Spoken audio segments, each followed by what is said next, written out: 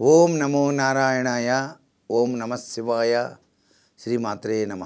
గొప్ప గొప్ప వ్యక్తులు కాలం చేసినప్పుడు వారి యొక్క జ్ఞాపకార్థం, వారి యొక్క ఆత్మ శాంతించడానికో లేక వారి యొక్క దివ్యవంతమైనటువంటి అనుగ్రహాన్ని మనం పొందడానికో కొన్ని ముఖ్యమైనటువంటి విశేషాంశాలు ఆచరిస్తే మంచిది అంటారు. నిజమేనా? నిజమే. గొప్ప గొప్ప వ్యక్తులు మరణించినప్పుడు శ్రద్ధాంజలి ఘటిస్తూ ఇప్పుడు 100 సంవత్సరాలు అయిపోయిందండి. మనకి పురాణ బ్రహ్మ చనిపోయి, ఆయన గొప్ప తేజోవంతుడు. ఆయన పురాణం చెబితే ఆయన కంఠం కంచుకంఠంగా మోగేది. ఎవరో కాదు, మల్లాది చంద్రశేఖర శాస్త్రి గారు. ఆయనకి సంబంధించినటువంటి అద్వితీయమైనటువంటి వర్ష 100 సంవత్సరాల పండుగ అమరావతిలో నిర్వహించారు మొన్న ఈ మధ్య. ఆయన తలుచుకోవడమే మన పుణ్యం. ఆయన తలుచుకోగానే సరిపోయిందా అంటే, ఆయన చేసిన గొప్ప విషయాలు, ఆయన చెప్పిన ప్రవచనంలోని ముఖ్యమైన అంశాలు ఆచరణలో పెట్టేటువంటి శిష్యులు కోకొల్లలుగా ఉన్నారు నేటికి. వాళ్ళని కూడా తలుచుకోవాలి. ఇట్లా చేయటం వల్ల ఏం జరుగుతుంది? ధర్మో రక్షతి రక్షితః. ధర్మాన్ని మనం రక్షించిన వాళ్ళు అవుతాం. ఇక్కడ ఏమడిగారు? అయ్యా, చనిపోయిన వారి పేరు మీద భాగవత సప్తాహం ఇంటిలో చేయవచ్చా అన్నారు. బ్రహ్మాండంగా చేసుకోవచ్చు. అది స్మృత్యంజలి అంటారు.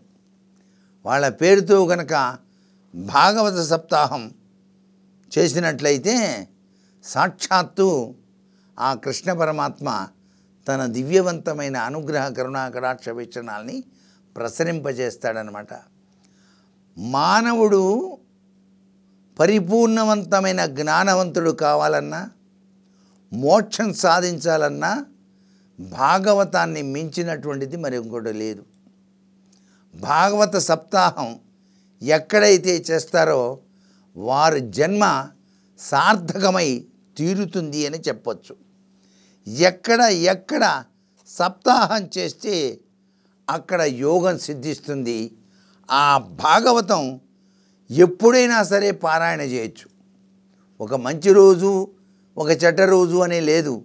ఎప్పుడు పడితే అప్పుడు భాగవత సప్తాహం నిర్వహించుకోవచ్చు. అదే ముఖ్యమైన పర్వదినాల్లో చేస్తే ఇంకా మరింతగా 3 ఫేజ్ కరెంట్ ఇంట్లోకి వచ్చినట్టు. కరెంటు ఫేస్ని బట్టి కదా విద్యుత్తు. మంచి రోజు, మంచి ఇది, మంచి లక్షణాలు కలిగిన కాలం భాగవత సప్తాహం చేశారండి అంటే మరి ఎన్ని జన్మల సుకృత పుణ్యమో.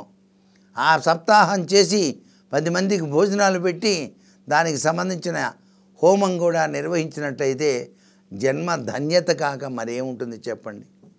కాబట్టి స్మృత్యంజలి అనేటువంటిది ఎవరికైనా నిర్వహించాలనుకున్నప్పుడు వాళ్ళ యొక్క మనోభావాల రీత్యా కూడా భాగవత సప్తాహం చేసుకోవచ్చు.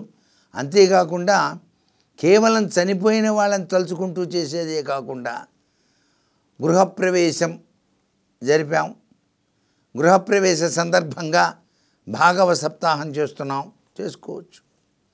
అలాగే ఒక మంచి కార్యక్రమం చేద్దాం అనుకుంటున్నాం, మలాని రాముల వారి గుళ్ళోనూ లేకపోతే పాండురంగ దేవస్థానంలోనో లేకపోతే యోగాశ్రమంలోనో మేము భాగవత సప్తాహం ఇలా ప్రారంభిస్తున్నాం అనుకున్నప్పుడు చక్కగా కార్తీక మాసంలో ప్రతినిత్యం కూడాను దానికి సంబంధించిన భాగవత సప్తాహం మహాపురుషులను పిలిచి, ఆ పురాణ బ్రహ్మలను పిలిచి వాళ్ళ చేత ప్రవచనాలు వింటే చాలదా? ఈ జన్మ ధన్యమై తీరుతుంది.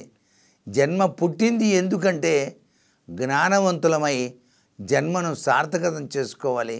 ఆ సార్థకం చేసుకోవడానికే మనకు పరమేశ్వరుడు ప్రసాదించిన అమృత వరాలు ఈ పురాణ ప్రవచనాలు. అటువంటి పురాణ ప్రవచనాలు మహానుభావులు కోకులలుగా మనకు తెలియజేసినట్లయితే చాలా విశిష్టవంతమైన ప్రభావంతో ఈ దేశం శాంతియుతంగా ఉంటుంది. మనస్సు ఎప్పుడూ కూడా త్రికరణ శుద్ధి కలిగి ఉంటుంది. పిచ్చి పిచ్చి భావాలు లేక సన్మార్గవంతమైనటువంటి ప్రభావంతో ధర్మాన్ని రక్షిస్తూ జీవనయాత్ర కొనసాగించడానికి ఆస్కారం ఉంటుంది.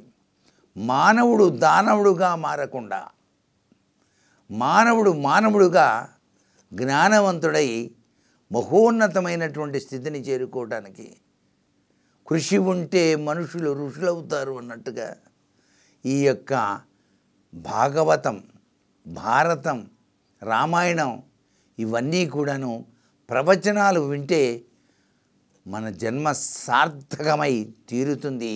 ఇది భారతీయ సనాతన సంస్కృతిలో దాగిన పరమార్థ లక్షణం అని చెప్పేసి గ్రహిస్తూ సర్వజనావళి కూడాను సుఖశాంతులతో వర్ధిల్లాలని.